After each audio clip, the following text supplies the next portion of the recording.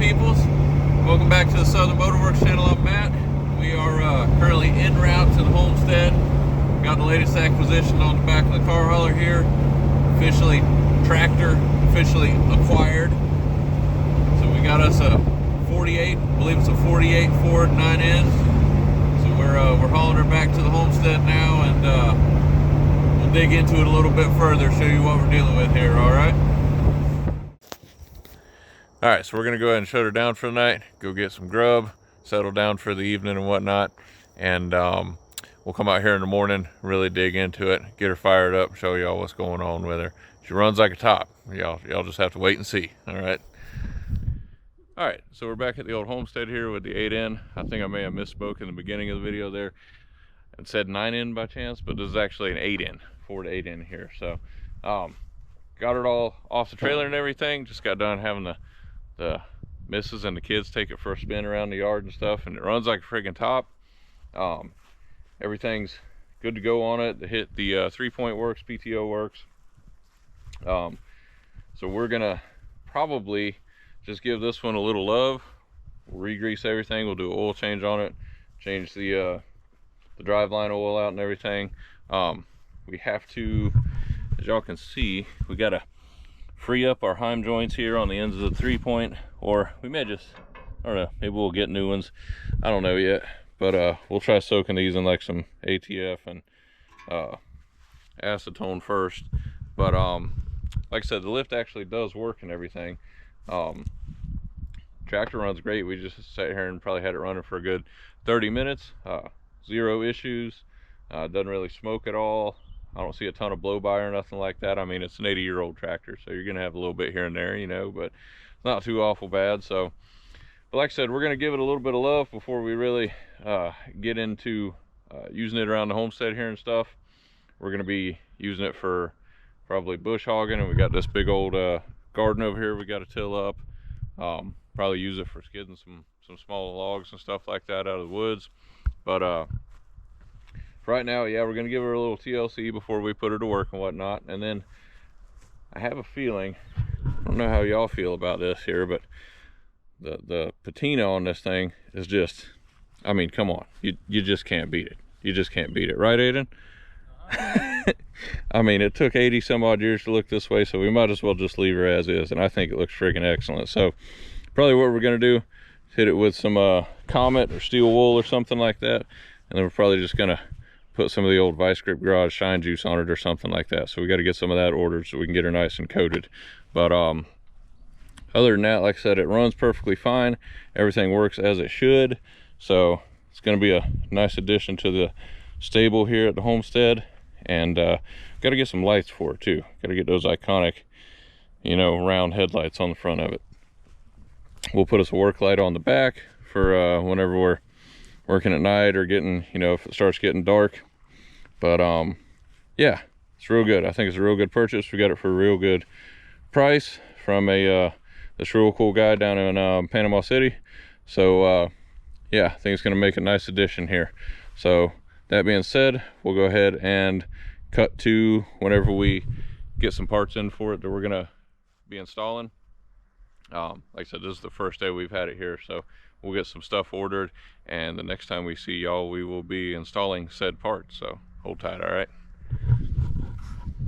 All right, so one of the first things we're going to be doing, rather than trying to buy all new heim joints for the 3-point and everything, we're going to try to break loose the ones that are on there. So that's going to involve a little bit of acetone, and I can't seem to find any transmission fluid here at the house, so we're just going to throw some power steering fluid in there. It'll be all right. It's about the same thing. So you're gonna make a 50-50 mix, and we just got some old soda cans here that we cut in half, and I'm gonna lift them up and kind of dip the end of the 3-point in there. So you're gonna make a 50-50 mix between the ATF, or in this case power steering fluid, and the acetone, and then let it soak in there kind of overnight until it starts to break loose. But yeah, so we're gonna do that before we try to spend any money. We'll try to save a few bucks on it. If we have to, we'll go ahead and you know, buy new heim joints for it and whatnot, but we'll see if we can save a couple bucks and break those loose, clean them up real good. Got some seeds going in for the garden over here. All right, so we've got these all set up. We've got them almost completely submerged in the power steering fluid acetone mix. So we're going to let these set overnight.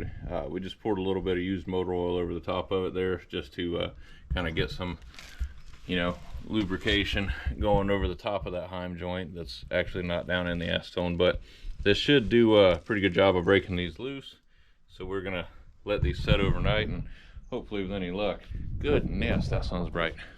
Hopefully with any luck, we'll be able to break those heim joints loose, save a couple bucks. But if not, we'll be looking at probably yesterday's tractors or something like that online, see if we can find some replacement parts for it. But we're gonna try this first, see if we can make do with what we got. All right, so we're back again. It's a new day. It's a warm one out here today, man. I'm gonna tell you what, she's definitely in the springtime here in Florida. But we finally got all our parts in the mail, so we're getting ready to go on ahead and start putting in some work on the old 8N over here. So we'll get you in and show you what sort of parts we got. We have a smorgasbord of new parts and new oils and fluids and everything for the old girl. So she's going to be near perfect by the time we get done with it. All right, let's see what we got. All right, well, first up, what we got here for the driveline oil, we're going to be using some straight old school 90 weight here. Look at that. Ford tractor and transmission fluid, mineral gear oil. Now these things, you can run a few different like a UTF in it or something, a universal tractor fluid. That usually works just fine. You just have to check on the back and make sure it meets that Ford spec. But they did have this in stock at the local Tractor Supply, so we just went with that. I like to try to use the old school fluids anytime I can.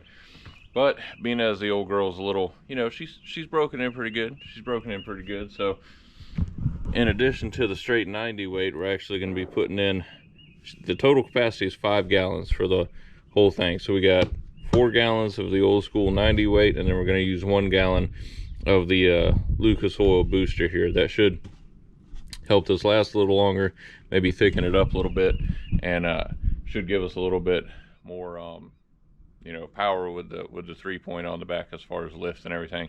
And we're going into the summertime. It's going to be real hot, and when we're out there using it and whatnot, so that fluid's going to get pretty darn warm. So you know, adding a little viscosity to it's probably not a bad thing. So that's what we're going to be using for the driveline oil. And then for the motor oil, what we're going to be going with is just a heavy duty straight 40 weight here.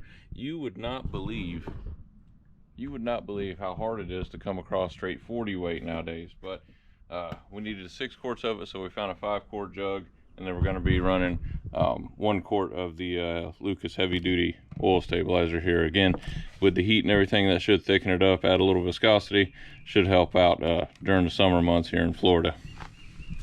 All right, so the first one of the new parts that we got in here, got us a brand new top link for the 3-point on the back. Now all this stuff came from, all except for this, came from yesterday's tractor. So you need antique tractor parts, anything hard to find, real good prices, go give them a shout over there. They usually have all this stuff in stock. So got us a brand new top link for the 3-point. We got a whole box of parts here. Goodness gracious. Alright, so first off, I'll go ahead and get these out of the way. We got 2 brand new lift arms for the rear. Now we did get these pretty well freed up. You can see they're moving in there, but they are loose as a goose and wore out. So that's our brand new 3-point middle buster. We just got it we just got it set up in there with some random stuff right now, but more parts coming. But yeah, they're pretty darn loose. We ended up getting 3 out of the 4 of the little heim joints there loosened up, but they are wore slap out. So we just decided to go on ahead and get 2 new lift arms for the rear of it also, in addition to the new top mount, because the top mount is froze up solid. Okay, so like I said, so we got 2 new lift arms. Obviously they came in red to match the old red belly. There ain't much of the red belly left on the old girl, but 2 new lift arms, and those should work pretty darn nicely. They affect their a real nice unit. These aren't like rebuilt or anything, I believe. I think these are brand new, so that's definitely an improvement. All right, and then we got a bunch of small parts for the maintenance and everything on here. Replace a couple parts. So we got a new oil filter, obviously, because again, it is like next to impossible to find a friggin' oil filter for these things, at least here in my town anyways. But yesterday's tractors hooked me up, brand new oil filter, all the gaskets and everything. Real nice unit.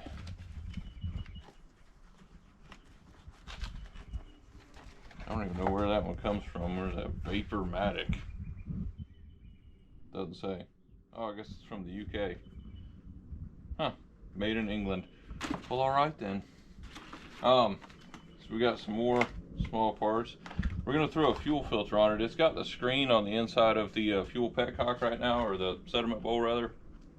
But we're going to go on ahead and throw, this is like your classic like microguard sort of filter here. That'll give us a nice little, you know, visual on if the fuel filter is getting filled up with, you know, gunk or trash.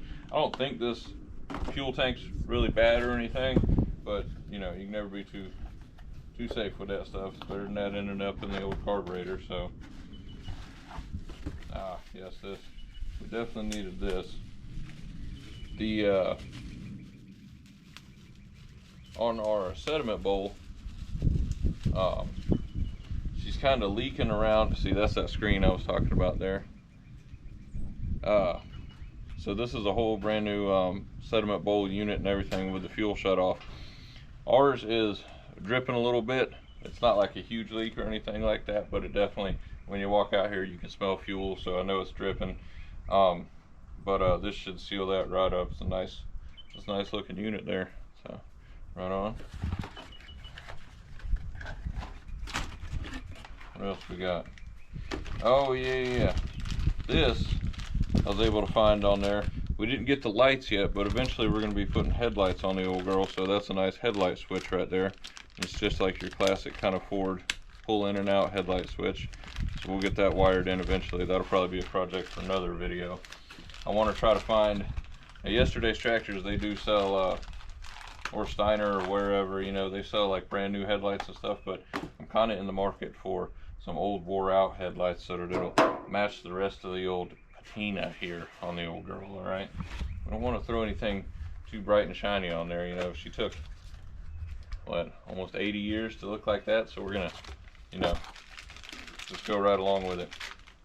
Now I did notice whenever we were running there last time, the oil pressure did get real low after it warmed up, and just to make sure that we're getting an accurate reading on the oil pressure sensor, oil pressure gauge I mean, we actually did purchase a brand new oil pressure gauge, just to match the classic original Ford one that's on there. And then once we install this, we can really keep an eye on the oil pressure and know that it's, you know, accurate.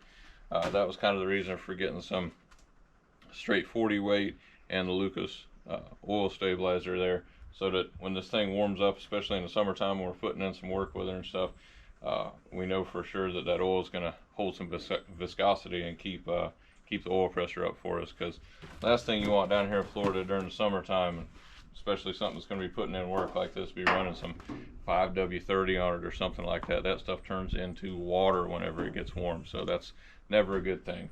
So we're going to run some 40 weight and some oil stabilizer in the old girl, and that should keep her in tip-top shape out here in the heat. So, but that's all our brand new parts.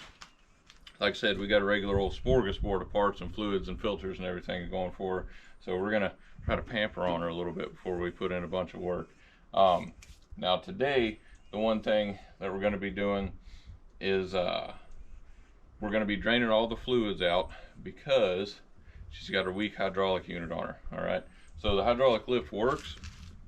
It goes up and down, but it's slow, and once you put any weight on it, that's pretty much it. It doesn't really lift any weight at all.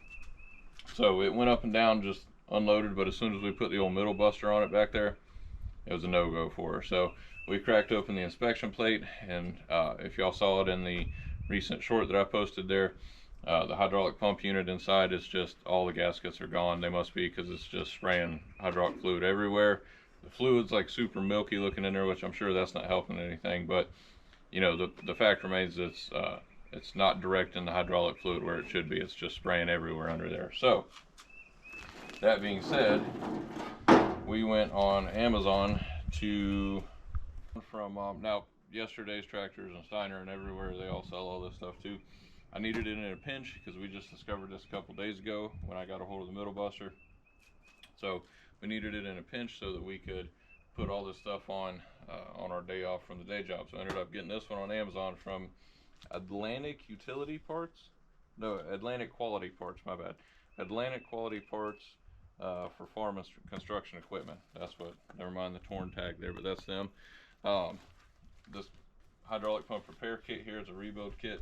Cost me like 150 bucks on Amazon at the time of recording this video, so pretty good price. I think a brand new pump's close to 500, so you're saving quite a bit on here.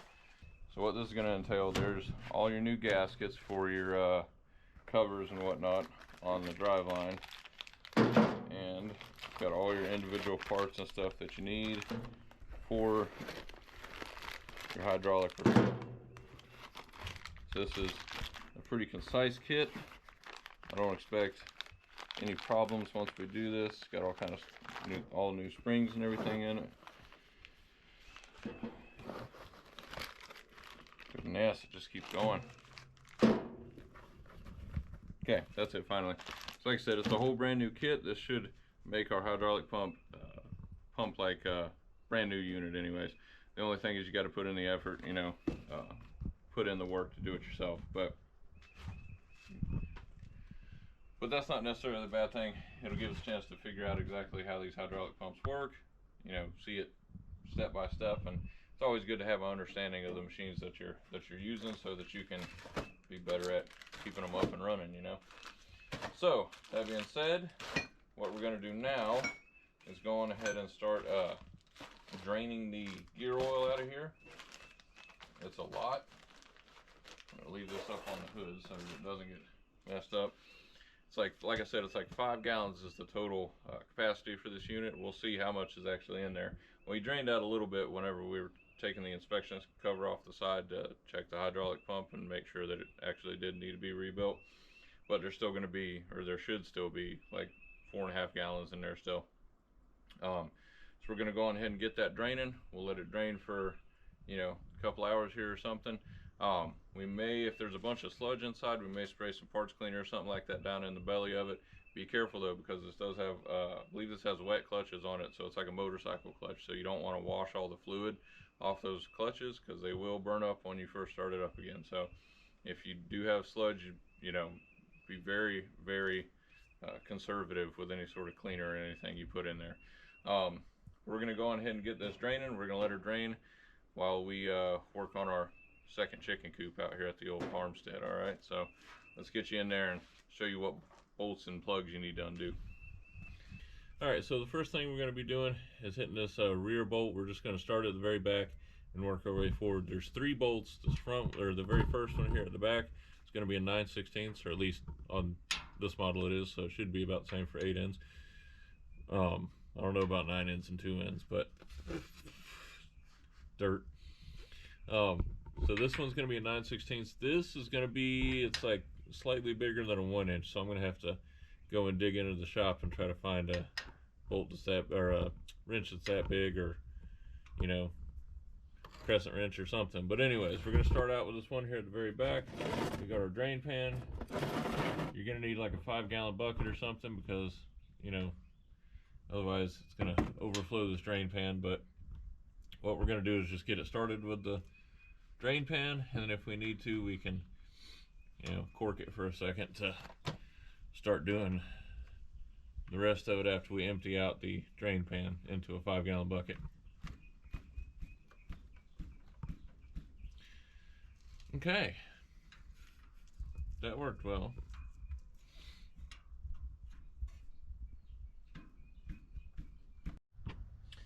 Alright, so we got that first one busted loose under here. These are on there pretty good. Ain't no telling when the last time it was taken apart and drained. Y'all ready for the peanut butter mochaccino? Oh no, it's gonna be water first, it looks like. Yep. I think she was getting rained on. Ew. That's just nasty.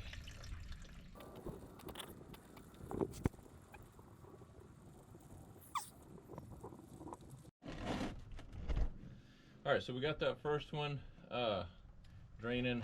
She's just about down to a dribble there. So what we're gonna do now is go ahead and hit the I guess we can move that out of the way so we can just get it all in the big pan. The second plug is pretty darn well close to the first one, so we're gonna have to do that one until it empties out. Just about like that. It's just down to a small dribble now. Now we'll go ahead and open up the second one. And I do believe there's probably going to be more than 5 gallons worth of fluid in here because it's been getting rainwater in it.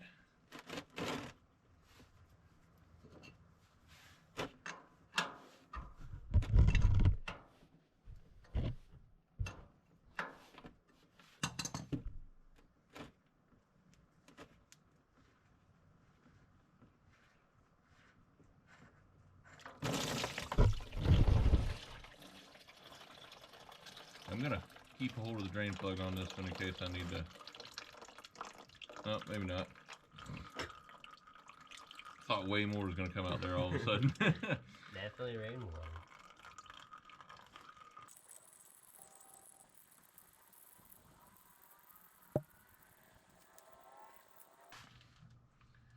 Alright, so we're gonna swap pans here. There's how that one's down to just a dribble.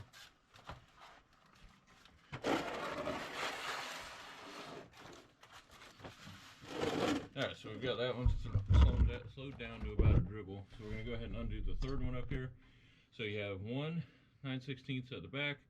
The second two are going to be like 1 1/16 or something like that. We just use a crescent wrench for it.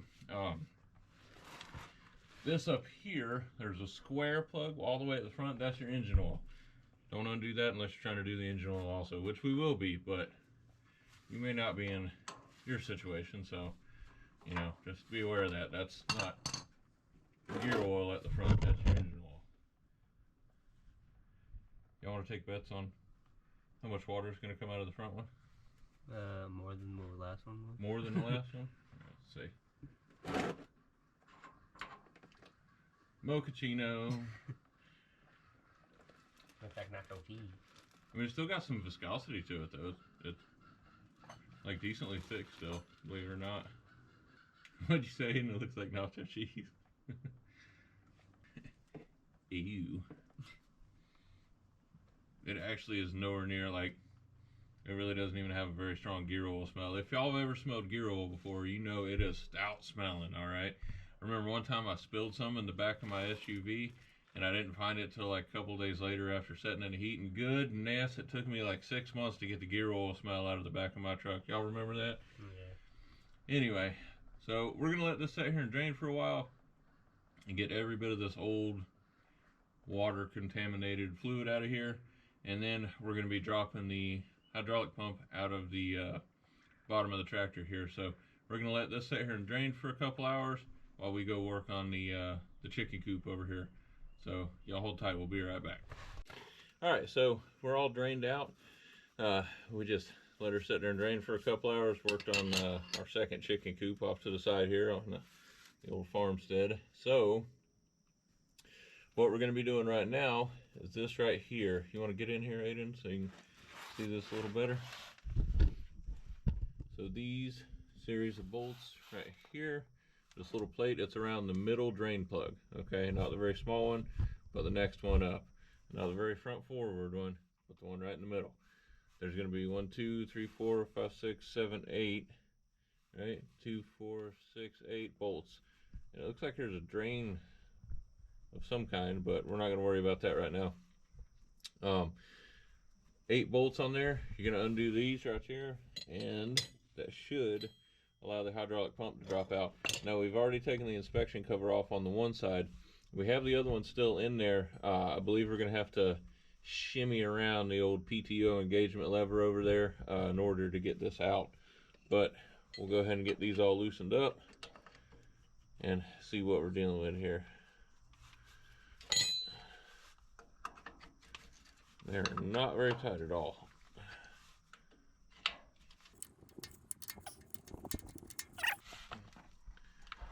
If I recall correctly,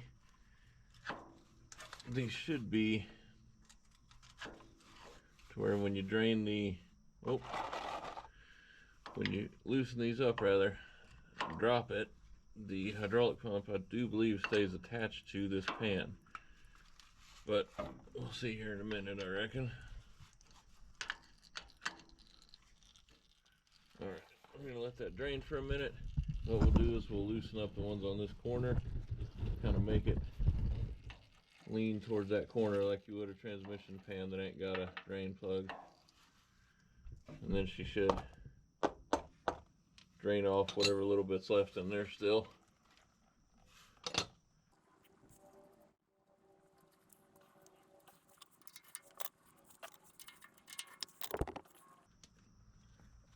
Alright, now what I'm going to do is take off like every other bolt off this, just to, you want to get it down to like that last bolt holding it up, last bolt or two, so that you're not,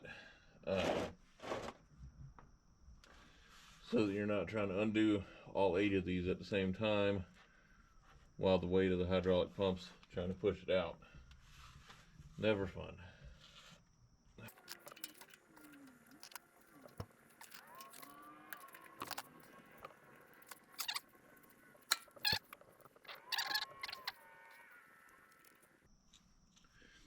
Okay, so now we're getting down to the wire here, so we're going to start getting this drain pan out, the drain pan out of the way. We're just going to have to get dripped on a little bit.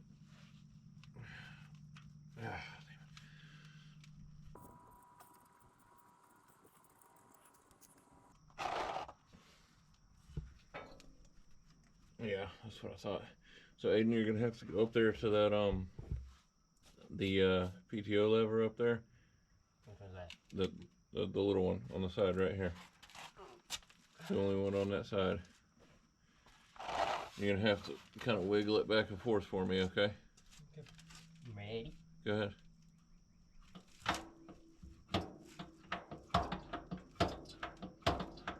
Oh, you know what? We're idiots. Let me put a bolt back in here first. And I'll explain to you and the audience why we're idiots. Okay, so I'll explain to you why we're idiots. I forgot to pull the PTO shaft out of the back. So, there's that. So, we're going to pull the PTO shaft now. Then the hydraulic pump should fall out.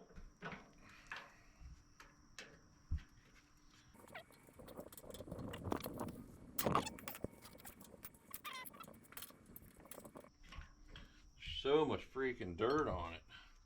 Can't get a freaking wrench on the bolt head. Guess I should have just brought the impact out, but I was trying to be gentle on the old girl. Just use hand tools.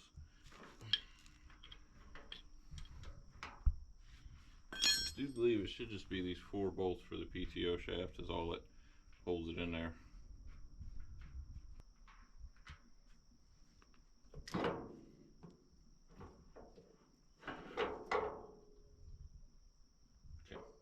I don't think we have to pull it out like all the way.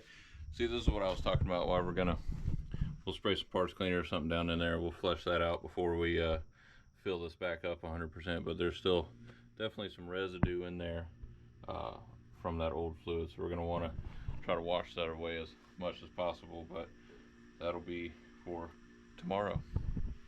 Or hand me that 11/16 section. Yep. I know we're not used to standard American size wrenches. You know, here at Southern Motor Works, I had to dig to find the standard size wrenches. Everything's in millimeters that we usually work on. So, all right, now it may drop out, Adrian. I don't know. We'll see. If it's stuck on that engagement lever, I'll have to have you twist that around. but we'll see first. I feel it falling.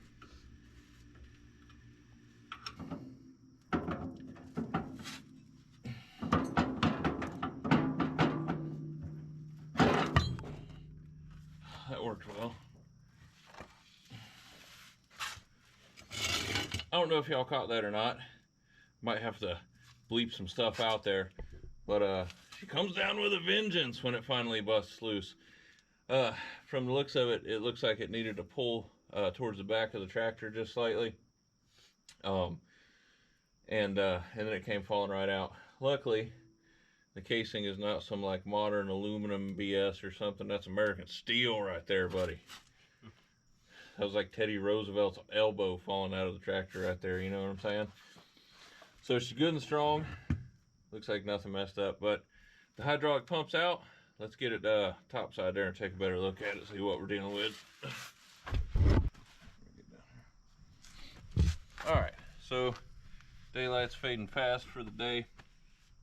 So we'll just get right to it. Go ahead and get through this little explanation here. So this is your hydraulic pump for your classic 8N tractors. Alright.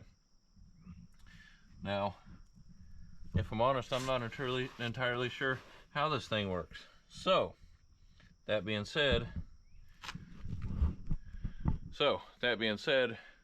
instead of instructing y'all step by step how to do this and possibly telling y'all the wrong way to do it, I'm gonna go and do what a lot of y'all are doing right now. Hopefully, I'm gonna go on YouTube right now and watch some guy that tells me step by step how to do this, and then that way I don't show y'all the wrong way to do it. So I'll link some couple different videos from some folks that are much smarter than me when it comes to these old 8N tractors, and we're gonna go step by step on probably a couple different videos, just make sure we get it 100% right, rebuild this old girl.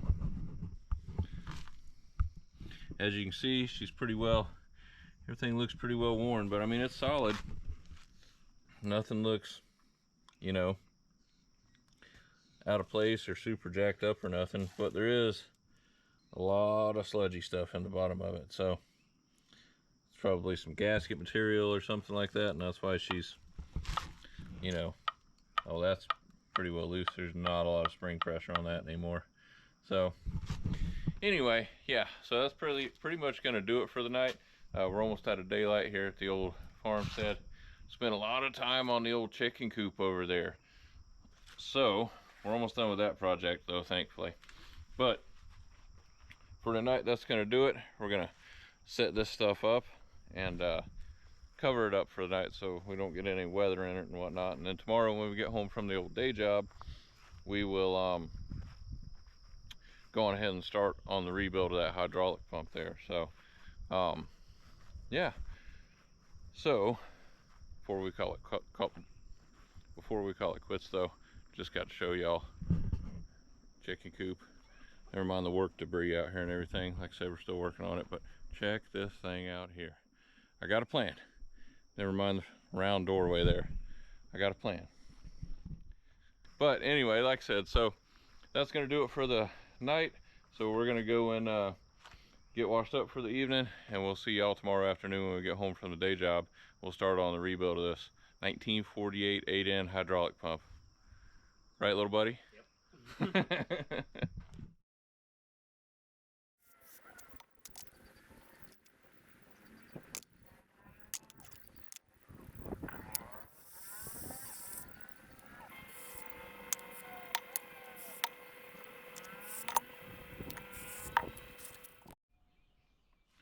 Okay, so we're back out here with the old 8N, and it's a few days later because we had to wait on a replacement part to come in the mail. Well, new to us, new old used part, but so what we got here, this is the left hand side of the valve chambers, right, for the hydraulic pump, and this is the left hand side. I don't know if y'all can see there, lighting's kind of bad out here. Let's move you around. Note the old W202 in the background. One project at a time, Matt. Goodness. Anyways, yeah, the big chunk of cast iron missing out of the valve chamber there, yeah, that's a bit of an issue. in case I still needed to tell y'all, that's a little bit of an issue. So what we ended up doing is went on the old eBay there, found us a used one, got it shipped over. Took a few days to get here. So now this is a paperweight. So got us a new one here. And it actually came with the valves and everything in there, which we didn't really need because we have a whole bunch of replacement parts that are going to go in there, brand new parts that are going to go in there, straight from yesterday's tractors. But, you know, I couldn't find one that was just a bare, you know, set of valve chambers. So, but this one is perfect shape, nice and clean, and we will just keep the valves for extra parts in the future, I reckon. So yeah, looks exactly like it should. Perfect. All right, so now we'll continue on with the cleaning. We'll probably clean this one off just to make sure it's 100% clean. I mean, it looks awesome, but we'll go ahead and get it cleaned off real nice with brake parts cleaner and whatnot, just so that everything's starting fresh on bare metal that we can, you know, made a gasket to real nice like. So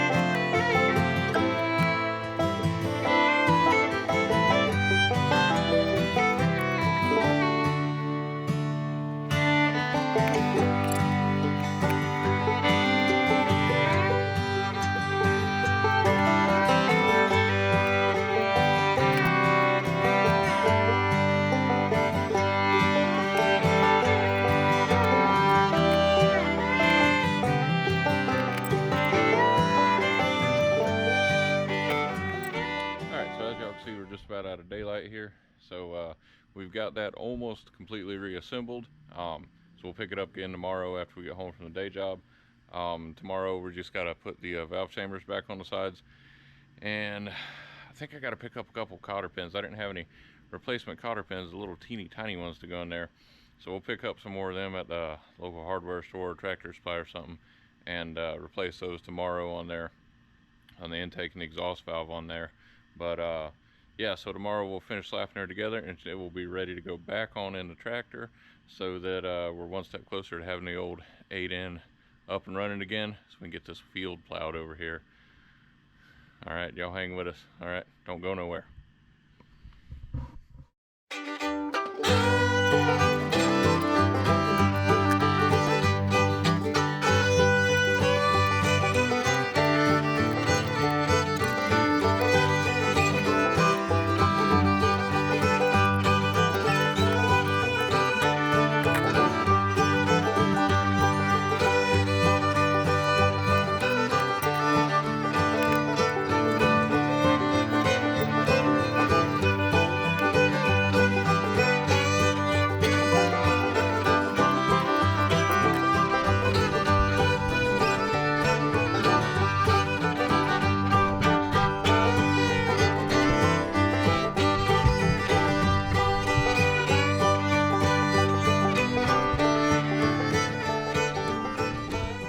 All right, so we got the pump all rebuilt. That's all good to go, and we got it sealed in a plastic tote over there for now.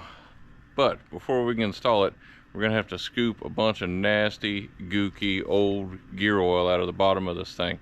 So this is gonna be one of the only times y'all gonna see me put the old gloves on. I can't stand wearing gloves. I hate wearing gloves. I'd rather just get my hands dirty, but this stuff is rank, and I still got to work the day job tomorrow, so I don't want to be going into work with a whole, you know, collection of greasy stains all over my hands for the whole day. So we're gonna get under there and scoop some of this stuff out, and then we'll spray some brake parts cleaner in there, try to clean her out a little bit in there before we put the pump back in and refill it with fresh gear oil. Now obviously we're not going to get all of it out, so we're just going to kind of do the best we can, get the majority of it out, and then we'll go from there. All right.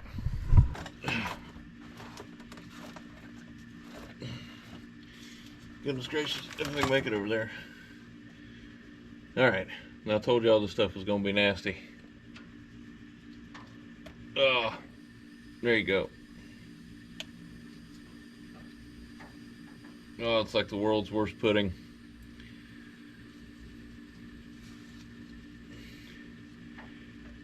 Look at that. Oh, it's just a whole channel of it right at the base of the machine here.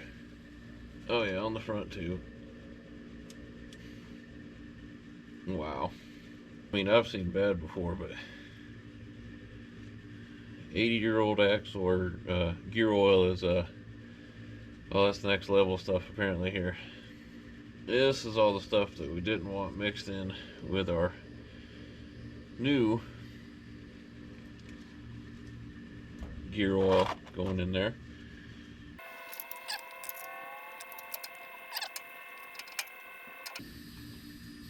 Well, what I'm trying to do is get the majority of this out of here so we can spray a bunch of brake parts cleaner in there. Try to get as much of this out of there as we can.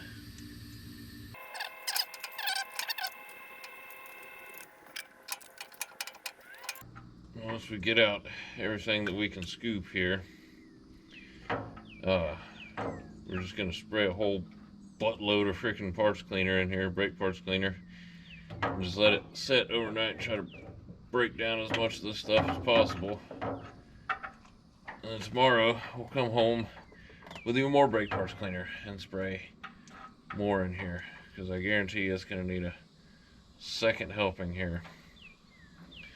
But I feel confident that we're getting the large majority of it out.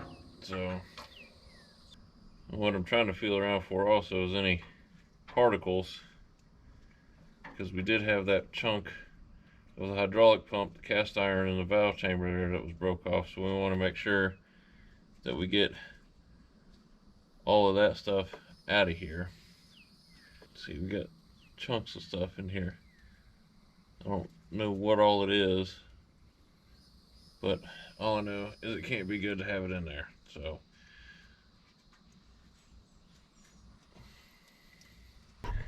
the forbidden chocolate milkshake. Okay, so now we're just going to take and spray a whole bunch of brake parts cleaner everywhere that I can get it in there, and just let her soak overnight.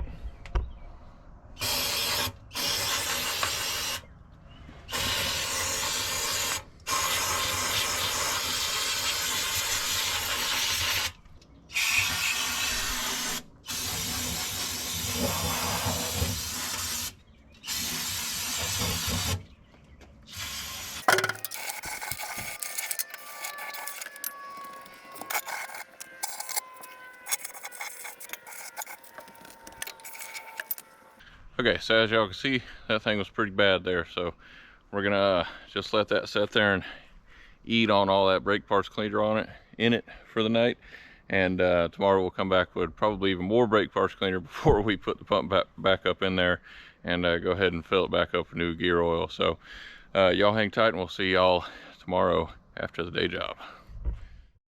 All right, so we're back at it out here. It's been like a day or two. We've had some pretty gnarly storms coming through the panhandle over here, and ain't been able to get out or work on nothing. I just noticed it's blew over my peach trees over here, so I'm gonna have to go over there and pick those up. But anyway, so we're back out here at the old 8N. We got the hydraulic pump pretty much ready to go, ready to be put back in. But before we go on ahead and just fill everything back up, I'm pretty sure that I did notice a leak coming from the ram cylinder on the top there, inside the top lid cover. So what we're going to do now is go on ahead and unbolt some of this stuff and go ahead and just take the top lid off so that we can kind of inspect that and make sure that's good to go. We'll probably just go on ahead and rebuild it, to be honest. I mean, I'm in there already. I don't want to have to take this thing back apart a couple weeks from now or months from now. I'd rather just give the whole thing an overhaul for the hydraulic system and then be good to go. So we will get this stuff moved off here. No, this isn't some kind of Mercedes Ford hybrid or nothing. We just had a lot of wind, and so we had the hood propped up over here out of the way for a while. So we're gonna move that. We'll get this top lid popped off, see what we're dealing with under there. Okay, so we knocked loose our two lift arm links from the lift arms themselves. Now, I think what we'll hit next, that sucker is pretty well loose. Maybe we'll buy another one of them too while we're at it.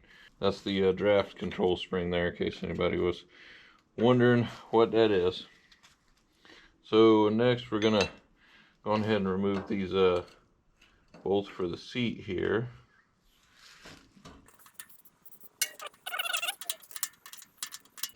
We'll skip forward on this. I'm sure y'all really don't want to watch me sit here and turn these bolts by hand. Alright, so we've got our seat off. We're just going to reinstall these so we don't lose them in the meantime. So next thing we're going to do is take off the perimeter bolts from the top cover here. You don't want to undo, I believe it's these four. There and there. Four of these actually hold the piston and everything up from the inside. You don't want to undo those. You want to undo the perimeter bolts over here to where you can actually just lift the whole thing up.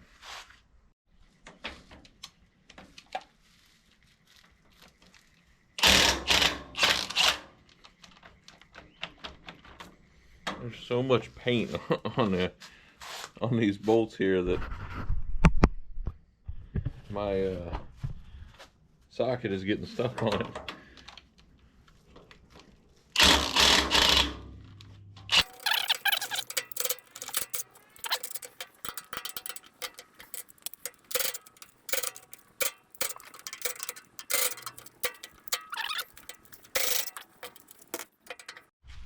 Now don't forget to knock loose the connector for your draft control spring here, because otherwise that's going to hold the top lid to the rear of the pumpkin of the tractor here, whatever you want to call it, and prevent you from being able to lift that off. So you got to make sure you disconnect this connection right here, and it's just a cotter pin, and you knock that out and we'll be good to go.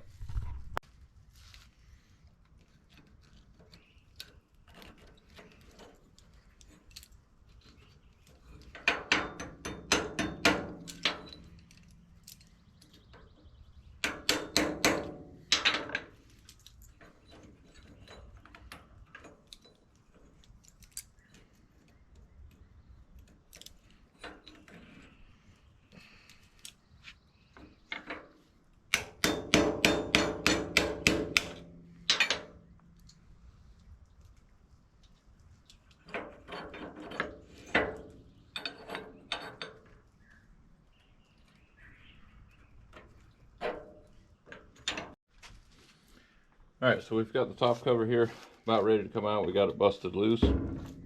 I do want to say though, the bolts are different sizes, so what you want to do is keep them separated or lay them out how you took them out.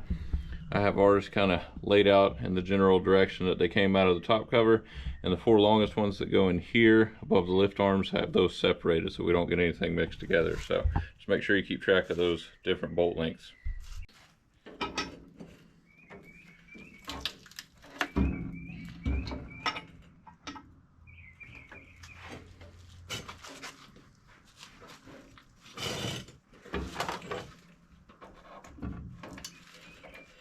Ooh, she's got a little weight to her now. Okay, there we go, folks. There's the, whoa, she's getting away from me. there's the top cover. she's a little hefty. So now what we'll do is get this set off to the side, and we'll start breaking this one down and seeing if we can tell if there's anything wrong with it. I'm pretty sure the seal's inside the cylinder here around the piston. It's probably got the original 3-ring style piston in there. Like I said, we're probably just going to go ahead and rebuild this and upgrade it to a Jubilee style piston in there. But just out of curiosity's sake, I'm going to go ahead and bust her loose, and we'll see if we can see anything definitely wrong. But I do know that it was pouring hydraulic fluid out around that cylinder whilst it was running before. So I'm pretty sure that, like I said, that O-ring around that piston is gone.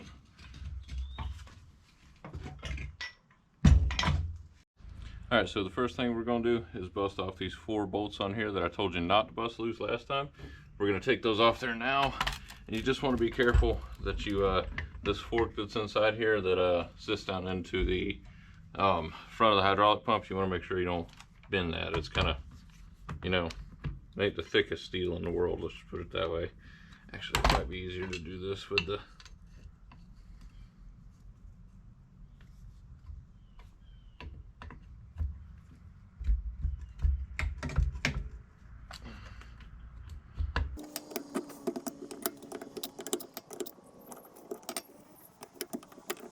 Alright, so we've got those busted loose. Now we can flip the top cover back over gently. Whew.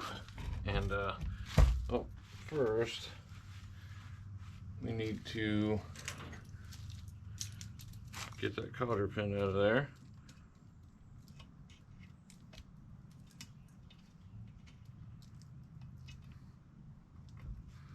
If you're working on old tractors, you might as well go on ahead and buy you a whole mess of new cotter pins, because you know that was the technology of the day.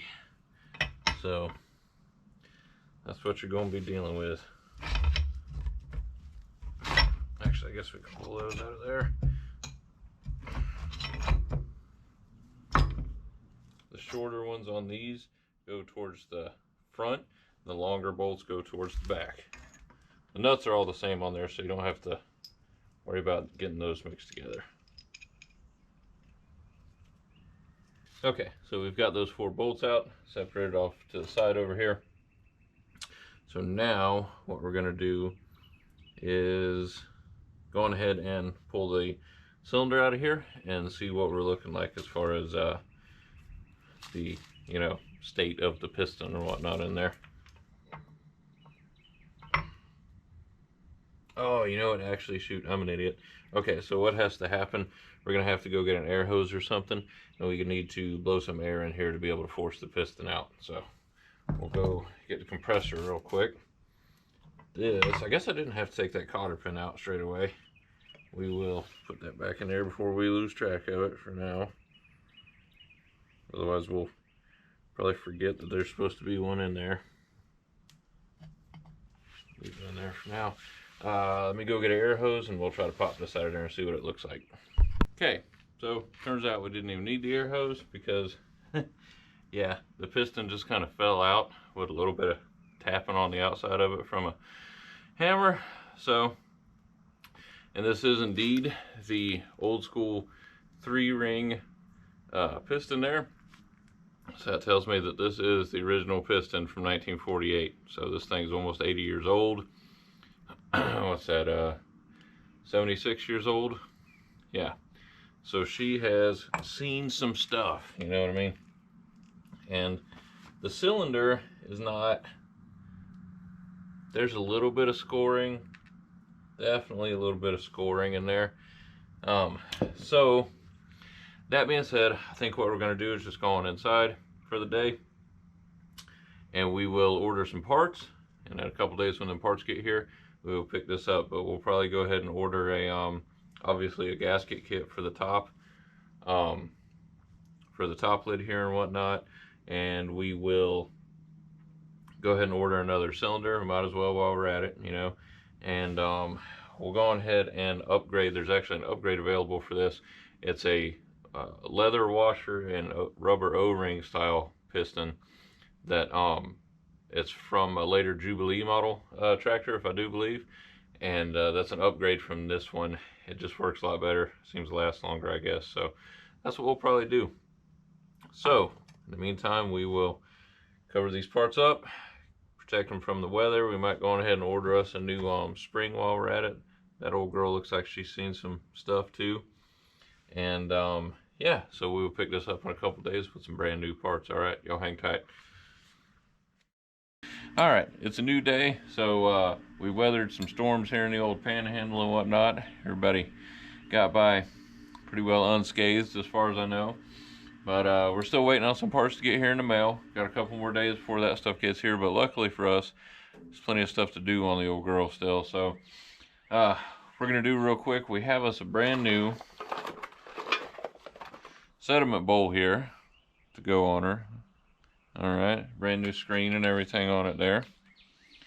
So I don't know if y'all can tell. Let me get you in there.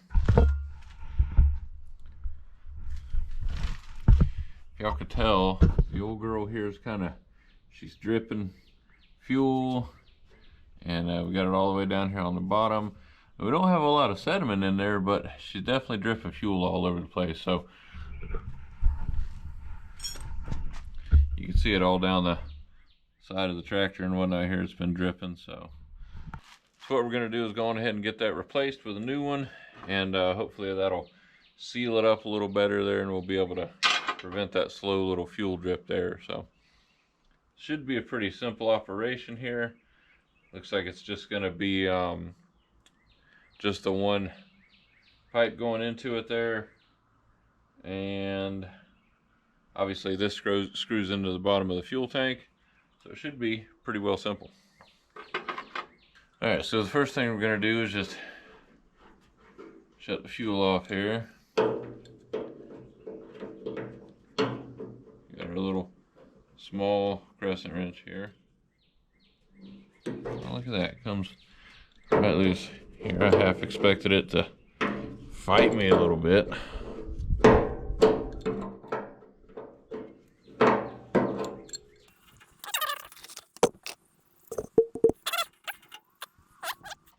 We're gonna get the new one ready to go so we can hopefully just pull the old one out and swap it in there, you know, like that old Indiana Jones trick, you know, hopefully. All right, your size on this is gonna be an 11/16.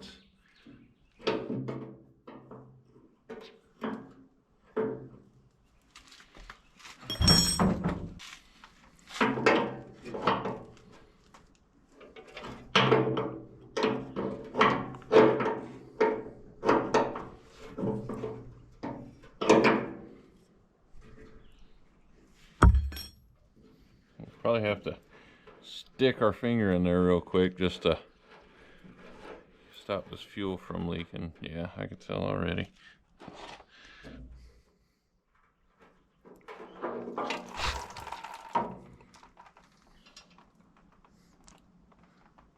Well, at least we're ready for it.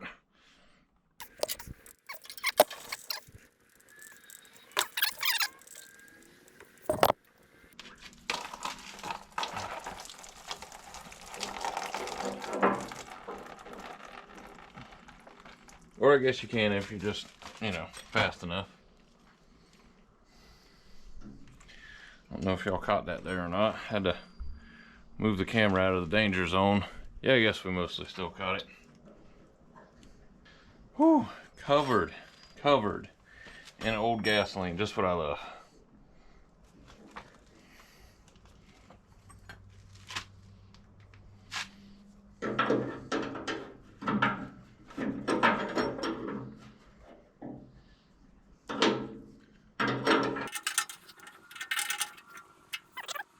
I guess we can connect it, and if it's still leaking, then we can tighten it up a little further.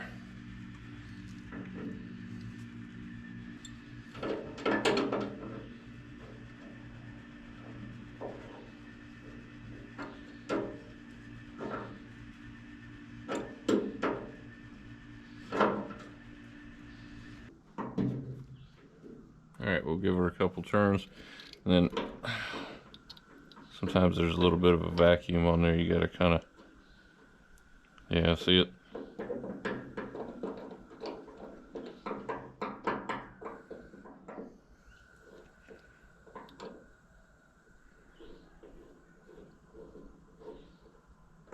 There we go.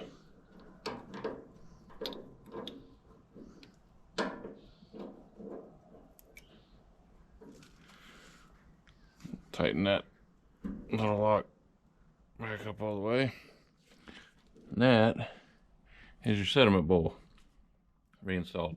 Now you see the idea is, in case you're unfamiliar with these old school tractors like this, instead of having a fuel filter, the fuel would gravity feed down into the sediment bowl here, and all the heavier stuff, the sediment and whatnot, would run down to the bottom, and your fuel would go up to the top. So, I mean, it's a solid system. It works, you know, it worked for many years. All right, so we're just going to shut the fuel back off for right now, and we'll just leave it in the off position right now because there's no need to really have it running through anything. So we'll leave it off for right now, and we'll move on to the next project. So you see how we're leaking again out over there? I should have told y'all. So when you're opening these up to get the airlock, or the vacuum, whatever you want to call it, there's air pressure inside there from it being sealed up 100% around here. So what you want to do is open up your fuel bolt, or open up your fuel valve, and release this, and watch it sit there and fill up till it goes all the way to the top. There for a second we didn't have it all the way to the top. I didn't catch that at first, but we'll shut the fuel back off now. But what you want to do is let it fill it up completely until it starts to dribble out around the sides, and then you just tighten your the bottom portion, your nut down there, tighten that up again, and now it's completely filled up to the top. So now whenever you go to start it, it'll suck fuel straight from the top there, and you'll be good to go. All right, so we're back at it again with the old 8N out here. We've actually got all of our new parts in the mail and whatnot. We've got a brand new upgraded Jubilee style piston.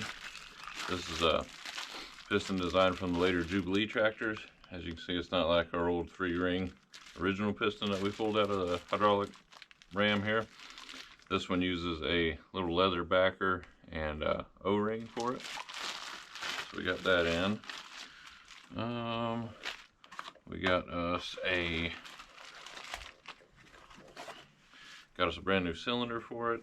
So we'll get this sprayed out with some brake parts cleaner. There's some little cardboard dust and stuff in there, and put a little light coat of oil on this stuff before we assemble it. And we got a new gasket set too. We had a bunch of the gaskets already, but we didn't have gaskets for like the top cover and stuff like that, so we got all that stuff now. So let's let me grab some brake parts cleaner, and we will go on ahead and start getting this stuff wiped out and cleaned up and ready for reassembly. Now before we really move forward at all, we're gonna go ahead and just finish getting this thing cleaned up. You can see there's all kind of old grease and whatnot still in it, so we're gonna finish getting this cleaned up, get the old gasket scraped off, and then we should be good to go.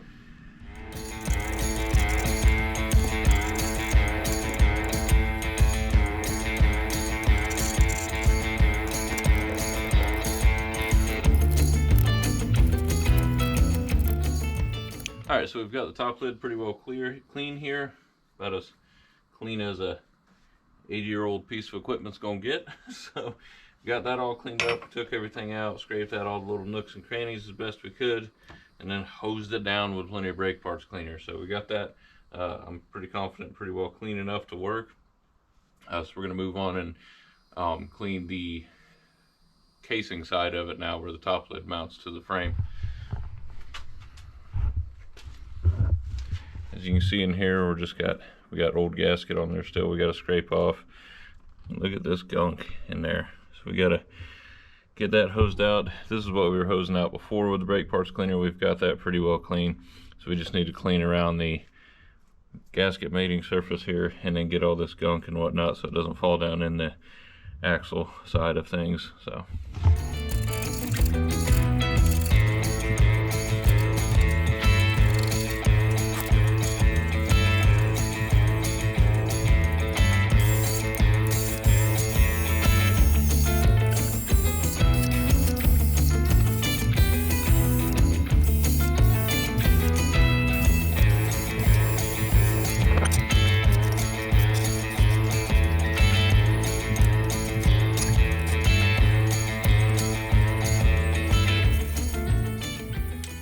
so we've got the mating surface here for the top lid all cleaned up and everything. Got all that gunk cleaned out of there and whatnot. I think she's pretty well spotless.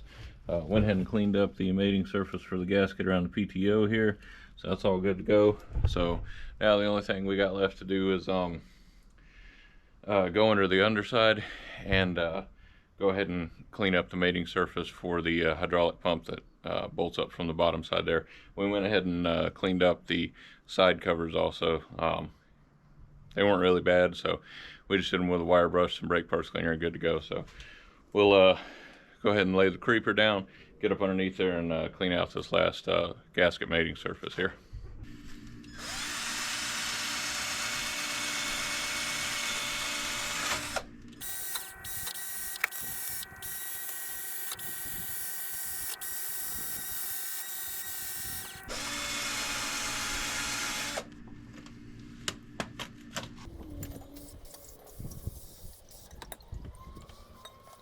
All right, so now that we've got the underneath there all cleaned up, what we want to do is go ahead and give the mating surface on the hydraulic pump one last little blast of brake parts cleaner there, make sure it's 100% clean. And then we're going to go ahead and sit that back up in there and kind of loosely bolt it up in there with the new gasket on it, just so that in case there's any other fluids or anything that drip down, they don't drip down and get on the mating surface and stuff and make it so that our new gasket's not going to really seal good. So we're going to go ahead and bust out our freshly rebuilt hydraulic pump real quick and get ready to stick it back up in the tractor here. All right, so we've got our hydraulic pump cleaned up here nice and neat on the mating surface there. So what we're going to do now is bust out our gasket set. Go ahead and get our hydraulic pump gasket here. That's going to be this one. This is the gasket for your top lid, so we're going to get this one out, go ahead and set it on there, get the old girl bolted up in there real quick. And make sure that you put it down in here the correct way. There's this, it's pretty much exactly the same side to side except for the little hole here. That's your tube for the hydraulic lift. So you want to make sure you get that lined up properly. Now some folks are going to tell you to put RTV on here or any other kind of sealant. I don't know. I prefer to put paper gaskets on here dry like this unless it's something vertical to where I need a little bit of tackiness to hold it in place. But these sort of gaskets right here, there was no RTV 80 years ago. Okay, so putting it in there dry like this is going to be perfectly fine. The problem with the RTV is if you squeeze out too much of it and it gets in here, it can get inside the hydraulic pump and gum things up and whatnot, and that's just going to be super bad for your whole operation. So I prefer to put them on there dry like this. There was no evidence of any RTV on the one that was on there, and none of this stuff was leaking. So we're just going to repeat what the previous owner did, however many 20, 30 years ago or whatever, and go ahead and put this whole girl back up in there like that.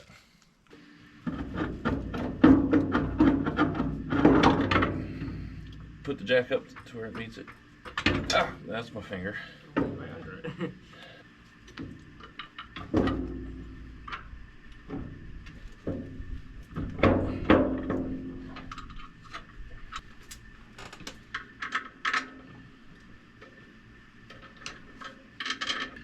Alright, now when you're tightening these up, you want to kind of do it in like a crisscross pattern so you can make sure that this hand here gets tightened down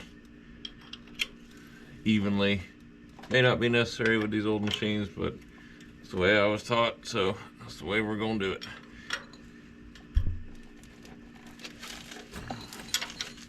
Alright, so we've got our drain plug for the big one that goes underneath the hydraulic pump there. We've got that. We've got it all nice and cleaned up. Don't forget to install your new gasket on it.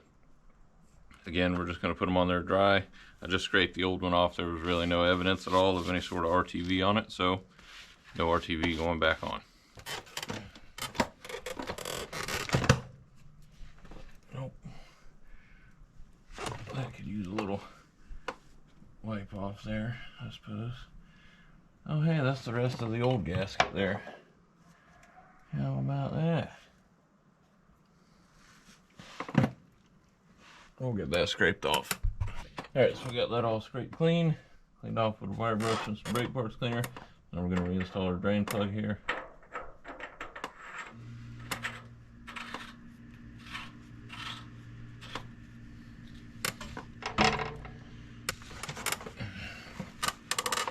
Okay. We'll just use our crescent wrench here.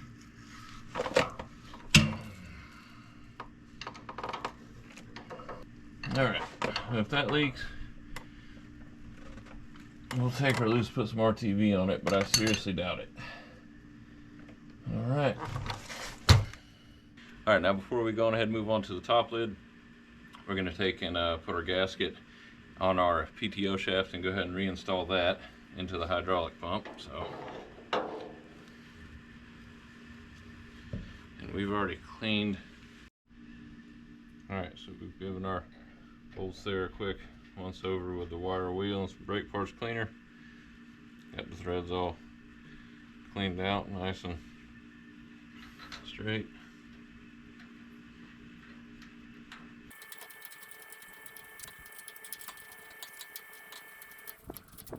Alright, that's our PTO shaft reinstalled. So now I'm thinking we'll go ahead and put the side covers back on, and then we'll do the top lid last for this. So, alright, so we got our side cover nice and clean here. As you can see, mating surface all nice and clean. We got our gasket, brand new. Again, we're putting it in there dry. And let me see here. Trying to see which way it goes. This way, I do believe.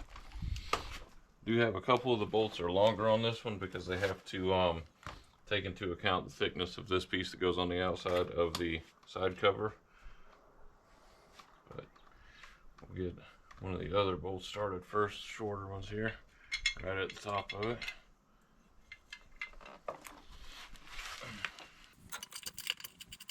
Just snug it up for now until you can get all the rest of them lined up.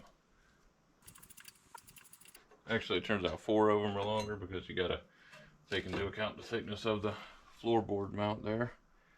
So that's gonna be the other short one.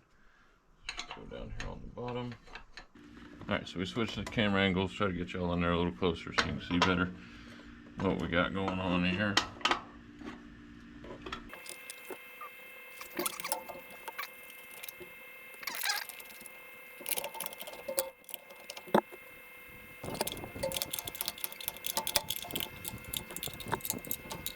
Okay, that's all nice and tightened up.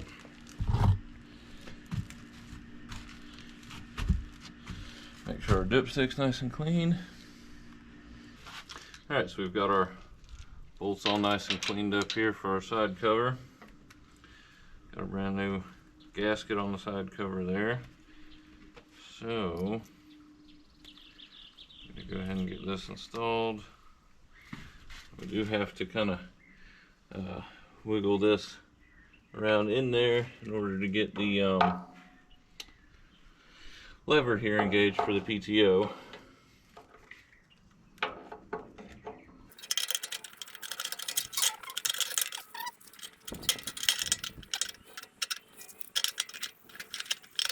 Alright, so we got that side cover all reinstalled. It's pretty hard to get a camera in there and show you what I'm talking about, but there's a little fork on the underside of the shaft and you have to line up the PTO engagement lever with it so that it does this stuff. Just get your fingers down in there, you'll see what I mean. Alright, so we're just about ready to move on to reassembling everything for the final time, but alright, had to get a creeper chair. Alright, so we're about ready to start reassembling everything for the final time. What we need to do here is give this a final wipe out and install the piston in there.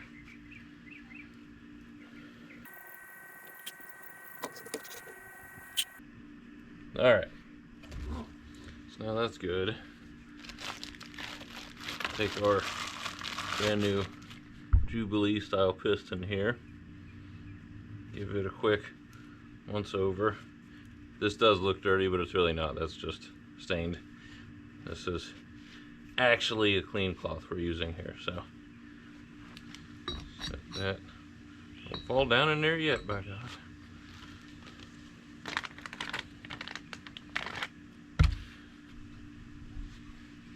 Alright, so we've got our leather backer and our O-ring. So now what I'm going to do is just put a little bit of oil on this just to aid in installation on this stuff here. Because otherwise that leather is going to catch pretty darn good and not really want to install too easy there.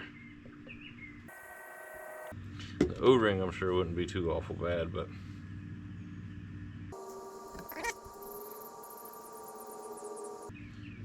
alright. I'm going to start trying to thread this thing on there without ripping it.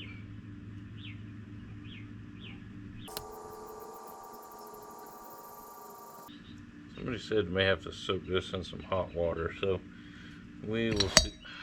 We will see here if we're able to get it in there without doing that.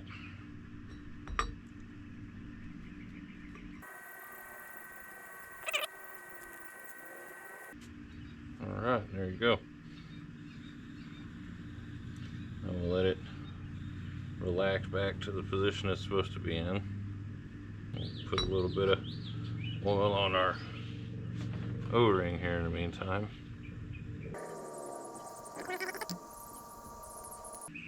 There we go. That is all she wrote. Installed. Alright. So now this is going to go with the dimple side down. You want this hole right here because that's where this guy is going to ride in there. So we'll put a little bit of oil down this down in the cylinder here just to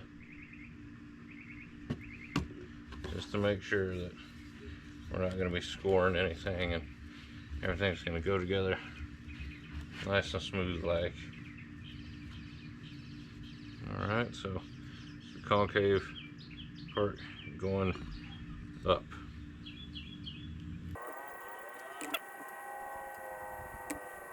Alright, you might have to fight it a little bit, but eventually you'll get it down in there. Just take something. There we go. And you'll be able to tell if that leather gasket or the O-ring is squeezed out on any side. You'll be able to tell along the perimeter of it there, so just make sure it hasn't, and then you'll be good to go. Okay, so we're back at it again. I actually had to kind of call it quits last night. Between the skeeters getting so bad and the battery on the camera kept dying from the heat, so we decided to just call it a night. So what we're working on now, we're about ready to put this top lid back on. Before we do, we're going to take and put just a thin little layer of some RTV gasket maker just on the lid side. We're not going to put it on the tractor side of everything, so we're just going to smear just a tiny little bit on the lid side of this here, and then we'll put our top lid gasket down. That'll also help kind of hold our top lid gasket in place. And in addition to that, before we do that, we've actually got to take and put our new ram cylinder in here, hydraulic ram cylinder, and we are going to need to put a little bit this little spot here. Let's see if I can get y'all in there. This little spot here is going to be where the hydraulic pressure comes through to power the hydraulics and everything, right? So we got to make sure we seal that up good, and then the rest of these bolt holes here, there's actually no gasket, so what we're going to do is just kind of cannibalize a extra side cover gasket that we had. We'll put that around the other two bolt holes here. This actually does come with a gasket, but we're going to put a little bit of RTV on that too, just to make 100% sure that the hydraulics don't leak around this gasket right in here. So we'll put them on here and around this hole right here on the top lid also. So that should keep any of the hydraulic fluid under pressure from leaking out around here whatsoever. So we actually went ahead and in the meantime, we actually went ahead and reinstalled our other two drain plugs underneath the tractor. and then I put a little bit of the brand new gear oil in there, or hydraulic fluid, whatever you want to call it, just to get some soaking on those gaskets and make sure that they're going to be sealed 100%. I'd rather find out that there's a leak in one of them now when I've got just a little bit of hydraulic fluid in there versus after I filled the thing slap up with 5 gallons of not so cheap hydraulic fluid. So that would kind of suck after it's all reassembled. So that's over there soaking now, and in the meantime we're going to go ahead and get this all buttoned up and taken care of. So again, you don't want a huge amount on here. You just need just a small little amount, and of course it helps too if you're smart enough to actually you know, cut the lid off this too. That helps. But you know, we forgot to do that, so we'll just squeeze some straight out of the tap here. And like I said, you don't need a whole lot. It just needs to be a thin little layer around the perimeter of it. So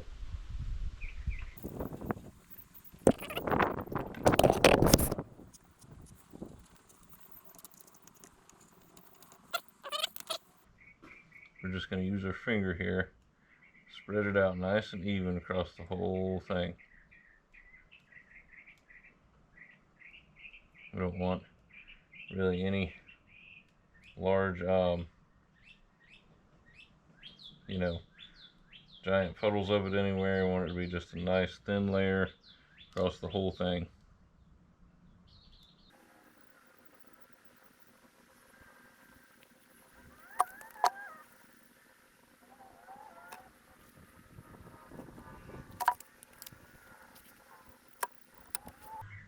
If you end up with any extra on there, any big globs of it anywhere, don't be afraid to brush it off and just wipe it off on a rag or whatever. It's better than having any huge globs of this that's gonna get squeezed out and fall down into the hydraulic system.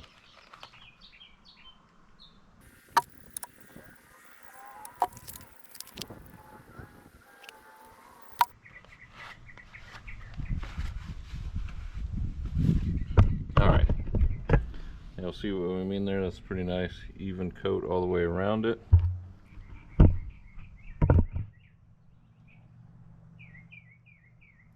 We're just going back through now to make sure we don't have any big globs anywhere that I need to smooth out, you know what I mean? Okay, I think we're in pretty good shape there. So what we're gonna do now, just to go around these bolt holes here, we're gonna, like I said, cannibalize this one. It's an extra side cover gasket that we got. We ended up actually ordering 2 different gasket kits in order to get all the gaskets that we needed. So we're just going to place that around there just to make 100% sure we don't end up with any leaks around the bolt holes on this top cover here. There was gaskets on there from the previous owner, so I know that either they did the same sort of thing or they had a different gasket set that actually included some. So alright, so now we'll take our gasket for our top cover, making sure that you have the gasket in the right place for that hole for the, actually, you know what, before we put that on, we are going to go ahead and put our gasket on for our for the hydraulic cylinder there. Set that into place. That on there pretty well. We just got to clean the bolts real quick for the hydraulic cylinder. They're pretty, well, nasty. Alright, so we've got our nuts and bolts here all cleaned up for the hydraulic cylinder. So now we can go ahead and, actually we're going to go ahead and set that gasket on there just to make sure we keep anything off of it or from getting into the RTV and whatnot.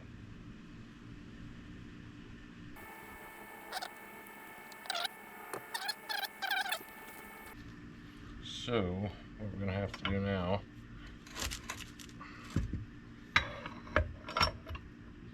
lift that up. Should be able, let me see.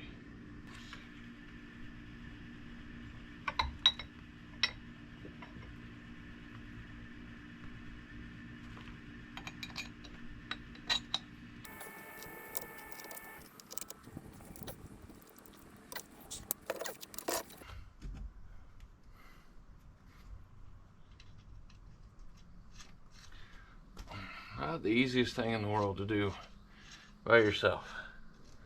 I can tell you that much.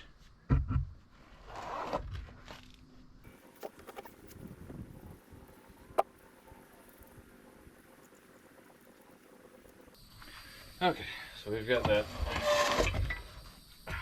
pretty well secured in there. I'm just gonna give the bolts a little bit of a tighten.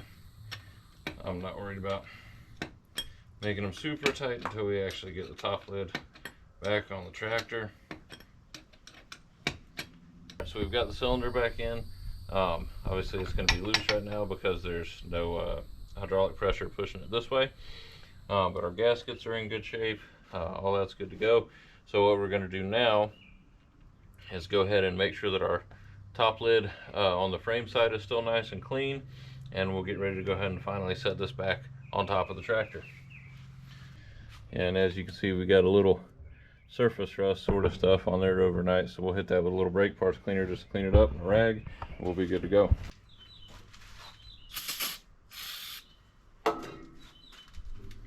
Give this a quick once over.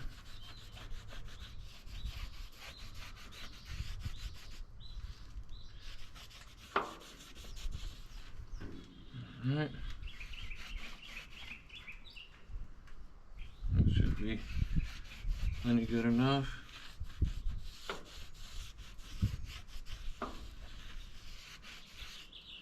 All our fluid's still in there, no leaks by the way, so that's good. All right, so I think we're finally ready to set the top lid back on the old girl. Finally, after what seems like an eternity.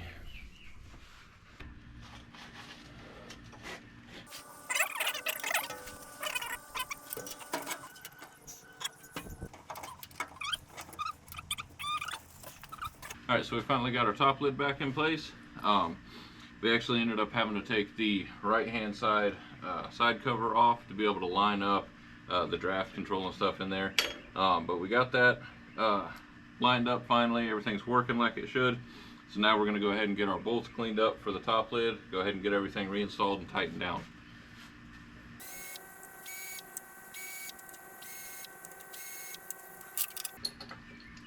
Alright, so like I said, whenever we were disassembling, I kind of laid out the bolts for the top lid in the same general kind of pattern that they were in when I took them off the machine, except for these four longest ones. These are going to go right here by your lift arms. We're going to clean those up real quick.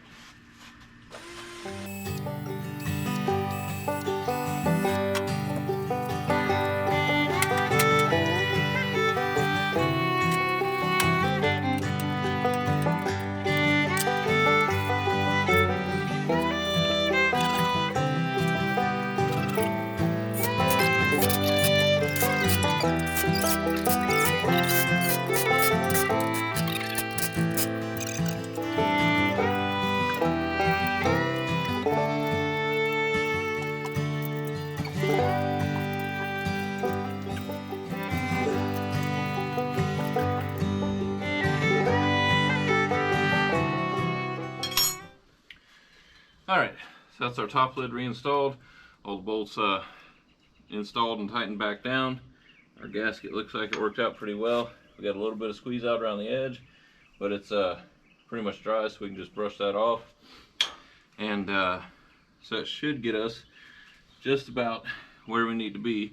So we're going to go ahead and call it a night for tonight. Tomorrow we'll move on reattaching the new lift arms and stuff, and we got some other new goodies to go on the old girl before we put her back into commission. But for tonight, skeeters are getting too bad. We're almost at usable daylight, and got to get inside and call it a night for the night. Special thanks to the missus and the boy for helping me lift this behemoth into place over here. If you don't have an extra set of hands, I would highly suggest like a cherry picker or something. Maybe you could attach it like right here, because otherwise it is going to be a bear to put that thing into place and line up the draft control and everything while you're trying to lower this thing. It's quite heavy. So anyway, that's going to do it for tonight, and we'll come back in the morning, finish revamping the old girl. All right, hang tight. Okay, so we're back at it again with the old 8N here. Today, everything seems to be good. It's had a little bit of fluid setting in it for a couple days now while we were busy with the day job and whatnot, and everything looks fine. We don't have any leaks coming out of any of the drain plugs or anything, or around any pan gaskets and whatnot. So today, we're going to go ahead and just fill it back up with gear oil, or hydraulic fluid rather. Do a quick oil change on the engine, and then we'll get the old girl fired up and make sure that all of our repairs with the hydraulic lift system are going to be good to go. So first things first, I'm going to fill it all up, and that's just going to go right here. We'll get you in here a little closer. All right, now we got this fill hole right here, and it looks like a nut, but it's actually not. It's more like an oil cap for your car. See, you just got the two prongs there. You can see they line up in here, then you twist it to lock her down. So we'll give this a quick wipe off, make sure there's no debris on it. All right, so we've got that filler cap cleaned off pretty good there. Just want to make sure there's no old debris or anything like that on it that's going to fall down into our fresh hydraulic fluid whenever we reinstall it. Looks like we're pretty well good to go there. So we'll set that over here. Give the top of it here a quick wipe off.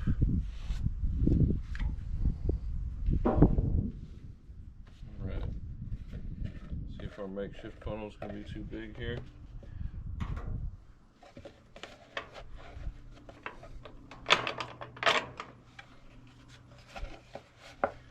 Oh, come on, we're even gonna get a screw down action on it here. Look at that. Just, I mean, come on, you can't get any better than that. All right, so capacity on the old Ford 8N here is going to be 5 gallons total for your hydraulic system. That's for the gearbox, the rear end, and the hydraulic system for the lift, right? So if you go down to your Tractor Supply, or whatever store you can locally get stuff like this from, this is what you're going to want to look for. This is a real old school 90 weight oil to put in here, and it's a mineral based oil, because these old tractors like this, they don't like a bunch of modern synthetic stuff. I mean, you can run it in a pinch or whatever, but ideally you want to use this old school mineral based gear oil here. So this one's already open because we used it to put some in the bottom of the pan there just to make sure nothing was going to leak. So now we'll go ahead and we got 2 of these, so that's 4 gallons, and I'm going to add in an extra gallon of this here, which is, get y'all in there, this is Lucas hydraulic booster, right? Now what that's going to do is just old systems, worn systems, stuff like this, it's going to boost it a little bit, so that I think it pretty much just boosts the viscosity of the oil, so your hydraulics work a little bit better, have a little bit better lift. So in an 80-year-old tractor, I don't see where it could hurt, and this shouldn't have any problems with working with this system. I mean, it's, like it says right here, 100% petroleum based, so it's not going to put a bunch of weird synthetic stuff into this old school system. So this is a gallon, and then we got 4 gallons of the Traveler oil from Tractor Supply. So we'll add that in here, and that's going to be our full system capacity of 5 gallons.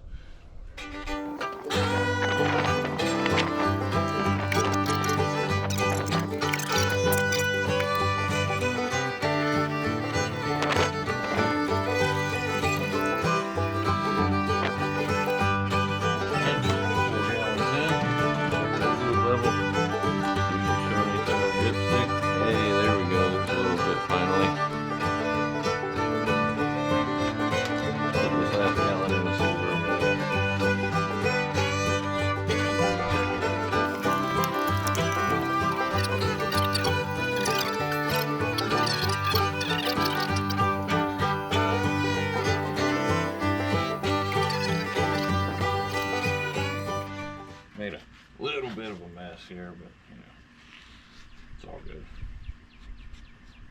It's just rust prevention.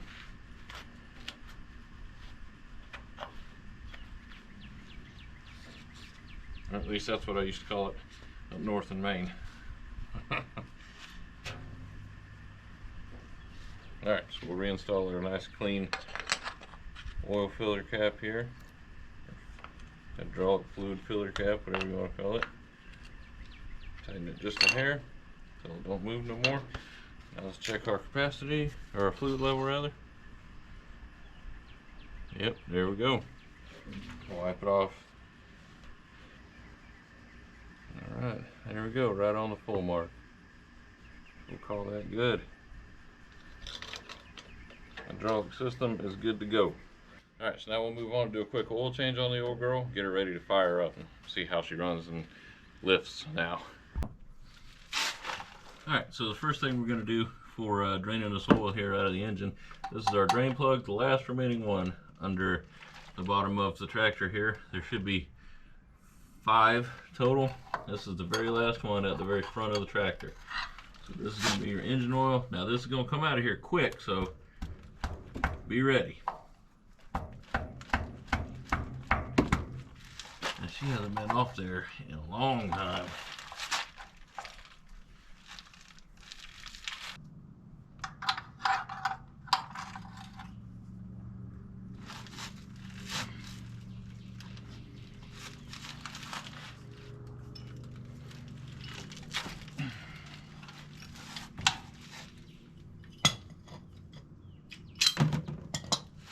That sucker was on there, man. I'm gonna tell you what. Goodness. Alright. So like I said, it's gonna come out here quick. 6 quarts of oil. That is a big old drain plug. And that is some old used oil. Smells like a lot of fuel.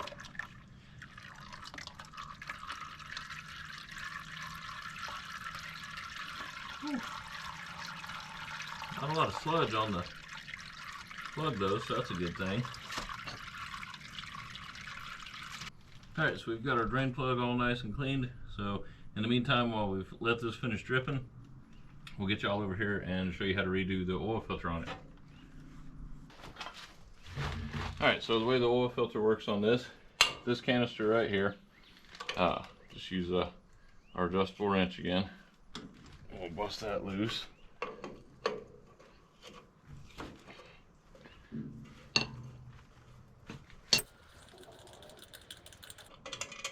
Alright, our wrench with our little copper O-ring that goes on there. Set that off to the side. It may take you a little. Alright, so once you get that lid busted off there, it's going to look like this on the inside. You got a O-ring seal just like you do on any other car oil filter. And then inside there, are you freaking kidding me? No way. No freaking way.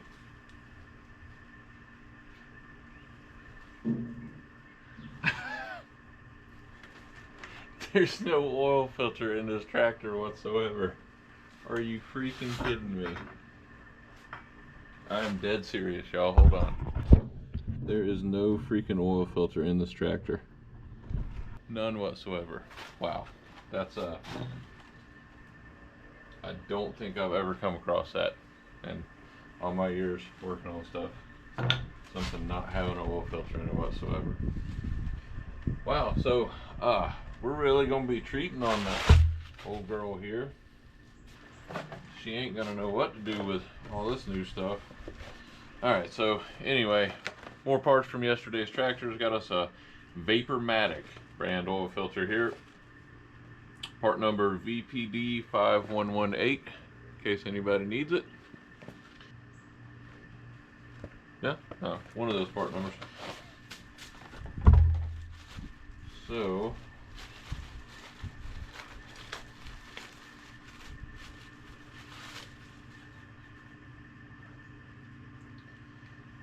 be the right one. And it came with multiple new O-rings for it, so I guess we just find the one that's right for this particular tractor. I don't think it's going to be this biggest one here or the smallest one. Nope, it ain't that one. And it ain't that smallest one either, so it's going to be this one in the middle. Yeah. It's going to be the one that's sized just right. Alright, so we'll give this a quick wipe off here. Nothing really on here except for some burn on oil particles and stuff. Install our new O-ring into the lid. We'll give her just a quick dash here of some of the old motor oil. Just make sure it seals 100%. Set that off to the side. We'll go ahead and install our new oil filter. I think this one is the same top to bottom. Yeah. If I can get it in there past the... Oh, well, that's a bit of an issue. Can't get past the fuel line. Put it in there.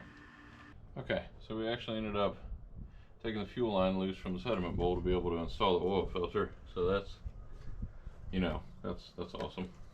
Anyways, oil filter slides right in there. Cap reinstalled with new O-ring. Oy, maybe. That's gonna come out of there. So we're just gonna lay it across the top of the oil filter housing there. And then if we can gently reinstall your bolt with the copper washer still on it while holding down the lid against that O-ring. Okay, if it leaks, then we'll have to revisit this, but hopefully that'll, you know, stay pretty well sealed. And again, like everything else I tell you, doesn't need 14 ugga-duggas. Just needs to be snugged.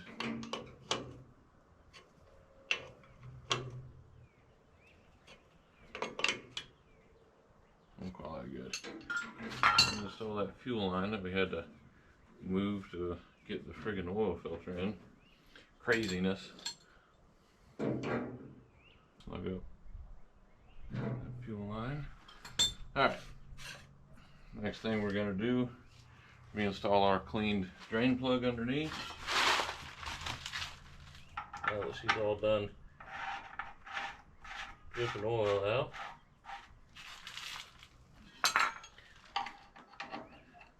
Like I said on everything else, doesn't need 14 ugga-duggas.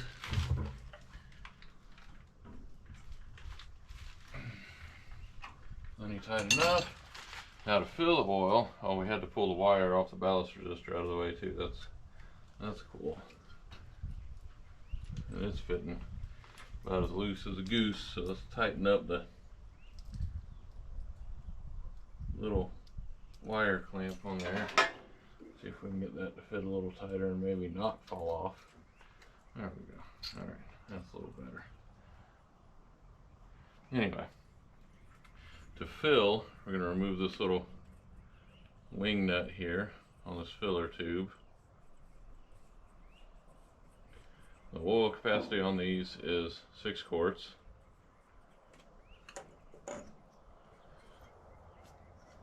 Oh, check that out for your breather filter material there. We'll probably knock off whatever loose stuff we can out of there and maybe replace it with something else, but wow.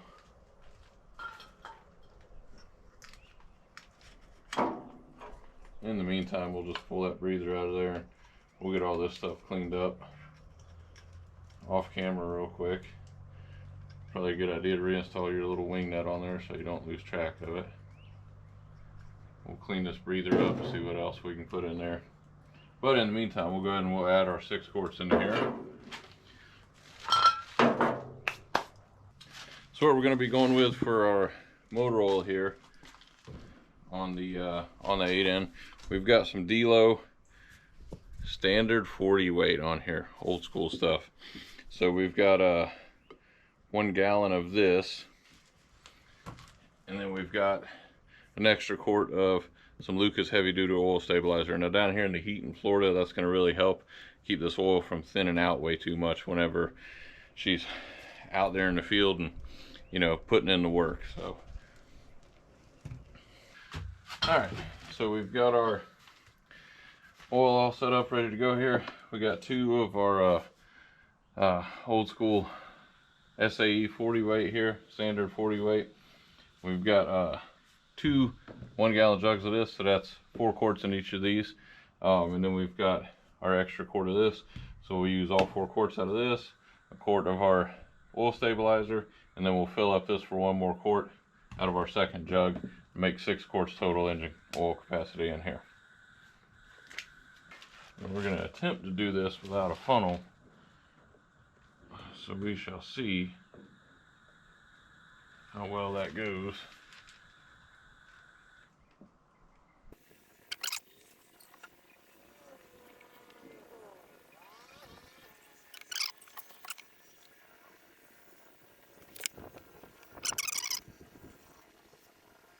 Of course, you know, 80 years ago they were probably filling this up 1 quart at a time, so this really wasn't too big of a deal back then, I guess.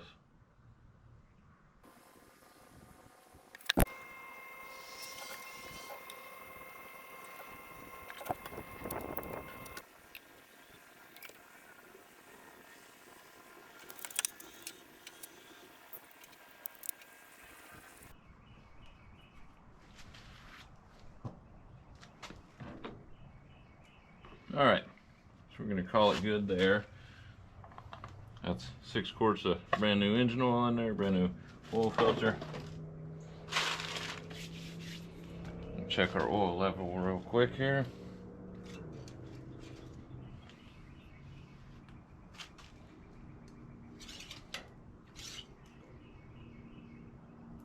We're right on the full mark there.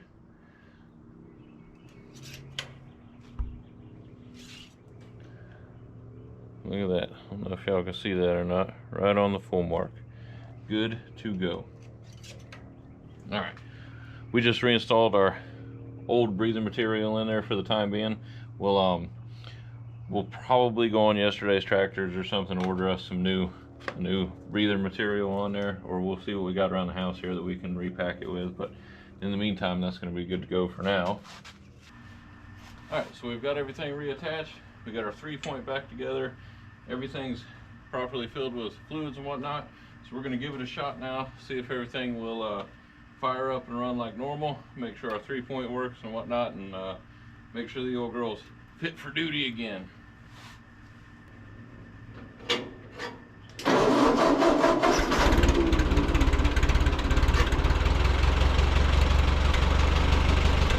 Engine fired right up.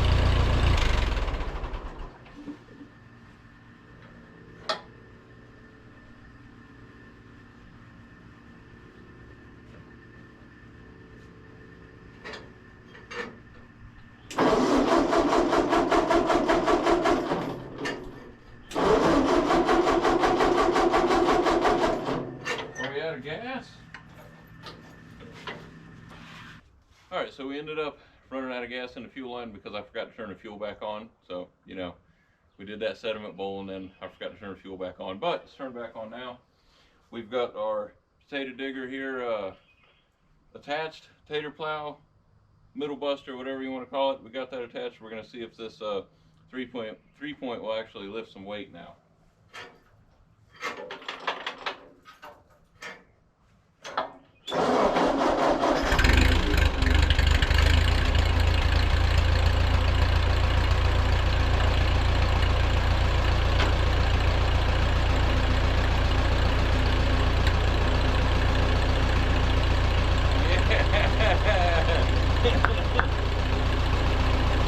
Alright, that's what we want. Nice gentle decel. Yeah.